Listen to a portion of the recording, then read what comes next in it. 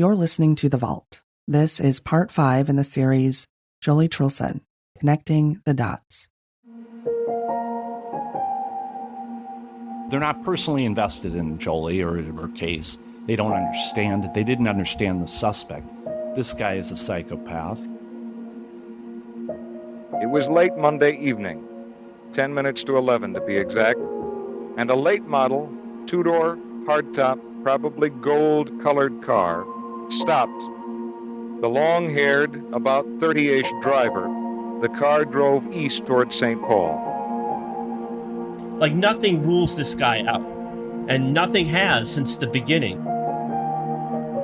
You know, she was killed with a knife. Joli was hit with a blunt instrument. But the thing is, it's the rage and the overkill in the car and just the senselessness to it. You know, for the longest time, I thought I picked up a hitchhiker and I stabbed her and I put her in a snowbank. That's all I remembered until he brought out all the pictures.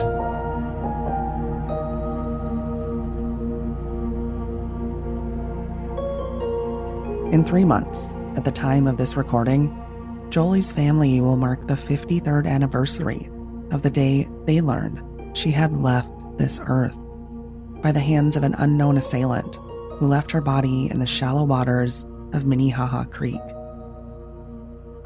For decades, they had no idea, no thought of who could have been responsible for Joli's death. They didn't know who to blame for their heartbreak and the waves of grief that left a lasting ripple effect in the lives of everyone who knew Joli. And then John Keith Miller was arrested and confessed to the murder of Mary Schlase. And suddenly there was hope. For Joli's family members, it was the closest they ever felt to the answer behind their question, who killed Joli?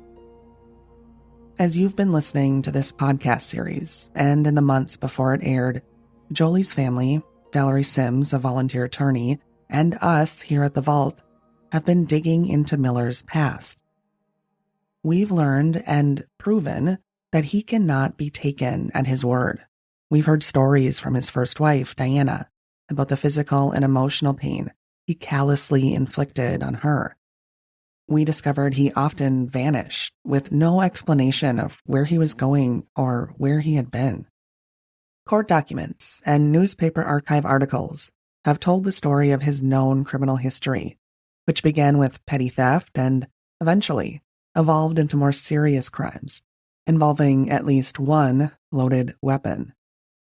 We know he told at least one probation officer that he thought about committing himself to a psychiatric hospital for his criminal behavior.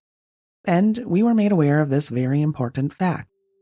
Miller was released 2 months before Joli's death and lived in a suburb of Minneapolis 1 year later. As we mentioned, Minneapolis City records record a John, J-O-N, Miller living miles from the area where Joli was taken, but at this point, we cannot verify that that is the John Keith Miller. After scouring all possible resources, we were told by Dunn County law enforcement officials that Miller's car was blue with a gold stripe. That part of the story still makes me shake my head. Why did Dennis Miller and his passenger think the car was gold?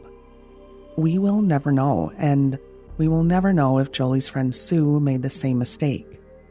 Unfortunately, what we do know from his recent sentencing hearing in Dunn County, Wisconsin, is that Miller is not a deathbed confession kind of guy. Even after he admitted to killing Mary, he said it was an accident. Here's Thor. I take John Miller at his name, or his word rather. No, you couldn't possibly do that. He fibbed and fibbed and fibbed for 50 years. I mean, his whole life, more than that, his whole life is one big fib, like just scamming and stealing and eventually murder. He was a bad for sure. I don't know. And when it came time to stand in front of her remaining family members to take responsibility, he didn't. He pleaded no contest and waived his right of allocution, his opportunity to apologize to Mary's living loved ones. Knowing all of this, And viewing this case through that lens of knowledge, it is not a leap to believe the Minneapolis Police Department could gain more information from Miller with another round of questioning or interrogation. But that would require the investigator questioning Miller to have a deep understanding of Joli's case and Miller's history. Because, again, based on what we've learned, it seems unlikely he'd simply admit to anything, unless the person on the other end of the questioning was armed with a thorough plan and perspective. And that's why it was so difficult for Joli's family to walk out the doors of the Minneapolis Police Department just this month, knowing that will not be happening. I guess my first question would be, how did you feel when you walked out the doors of the police department? Yeah, as the same kind of feeling I had when I left the courtroom that day, because it didn't quite hit me until that evening. I could not sleep at all, and yesterday was a tough day. I was, I don't know. I guess frustrated again, and I feel I understand their point, but yet, it was frustrating because they kind of showed that they did not do any of their homework, did not really, they had one of these guys, homicide detectives that I know, that I've seen around. It's been around for 100 years, and he said, I saw that the Truelson meeting was going to be this morning, so I wanted to be sure I was here because I knew your mother and I knew the case really well. And he didn't know anything. I mean, it was, he didn't know that Mary was picked up in Minneapolis. He didn't know there was any connection. He, it's basically just kind of like a sort of like a PR thing. It was, so that was hard to sit through. Here are the simple takeaways from that meeting. The Minneapolis Police Department does not know why evidence in Joli's case was destroyed or why parts of the file are now missing. They regret that the evidence is gone, but they have no explanation. They were unaware of key information presented in Joli's BCA forensics report, including the hammer discovered in the trunk of a Ronald Miller's vehicle. Because, again, that information was not in the official Minneapolis Police Department report. In the more than 50 years since Joli was killed, they've never identified a potential suspect or looked into anyone. Questioning Miller was the closest they got.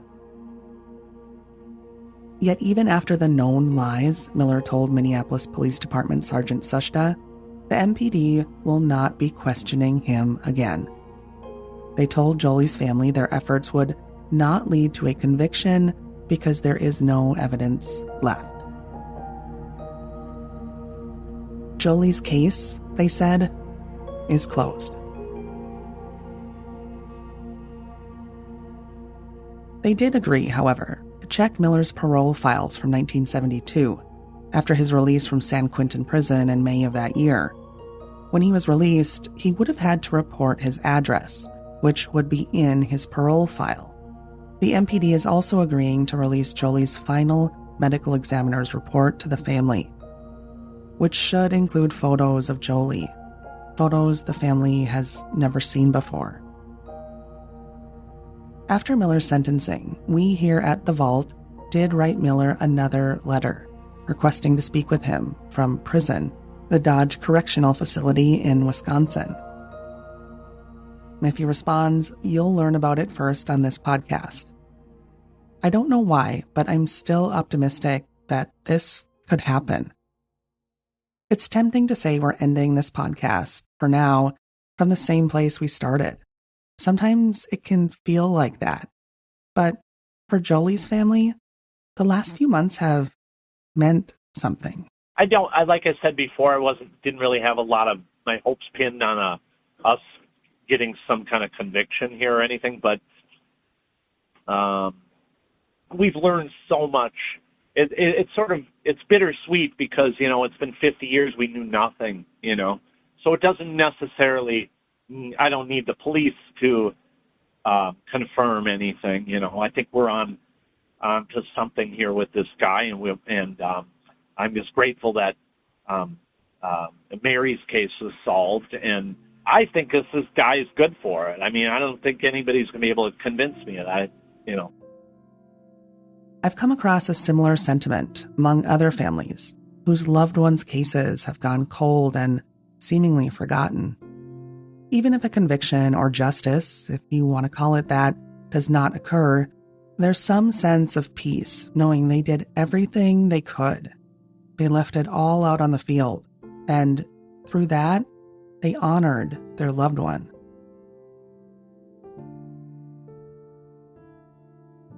I want to close this series talking about Joli. I hadn't mentioned this before, but Joli's Lake Harriet home at the time of her death included her 3 older brothers from her father's previous marriage. Her older brothers were studious, serious people. They followed the rules and colored inside the lines. Joli was different. She carved her own path, and she let her free spirit guide the way. I didn't know Joli that well, but I know Joli was probably more like me than anybody else. Mm-hmm. How so? From what she was more free-spirited and artistic and this and that. She was not a great student. She was just somebody who was, enjoying her childhood, I felt. Joli was a dreamer, an artist, a goofy friend, fun older sister.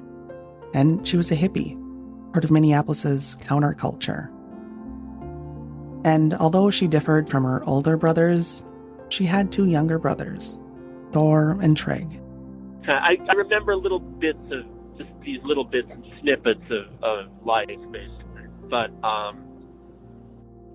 unfortunately, I don't have a large database of memories of her. And that's unfortunate, but I wasn't even 4 when she died, so I'm lucky to have what I have. She would have been fun. It would have been fun to have hung out with her, to have known her. Joli shared a mother with Thor and Trig, and over the years, they've watched as Joli's murder stripped her of happiness that every mother deserves. The chance to see your child grow into an adult. As long as I remember, usually, it ruined her life, It ruined her life. She just was, she would always be present for all the family events or whatever we're doing, but she was very sad, and, she would, just to this day, always just kind of staring into space. I wonder what she's thinking. She's very sad. After Joli was killed, the Minneapolis Police Department used her death as a warning to young women about the dangers of hitchhiking. Joli's story became a public service announcement. The day after Joli's body was discovered, a headline in the then Minneapolis Star read, "Girl's death confirms police hitchhiking fear." There's nothing inaccurate about that headline. Young women were being sexually assaulted while hitchhiking in and around the city. It was a concern, and law enforcement had been sounding the alarm. Joli was the first girl in the city to be killed from hitchhiking. It was terrifying for a lot of people. So, telling Joli's story as a cautionary tale isn't necessarily out of pocket. But the issue in America and Minneapolis at that time was rooted in the Vietnam War. There were those who were against the war, the counterculture, and those who stood in support. And that divide went beyond the opinion of the war itself.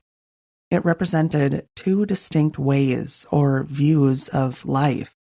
And consequently, young women who were met with violent acts while hitchhiking were often blamed for what happened to them, labeled as just hippies. We don't know if that is why Joli's investigation never really took off. Based on what we've learned, one could argue there wasn't an investigation at all.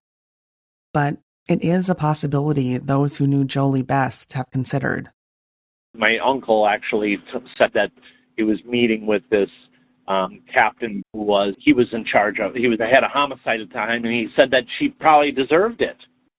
And he went nuts, of course. Well, she was hitchhiking, she probably deserved it.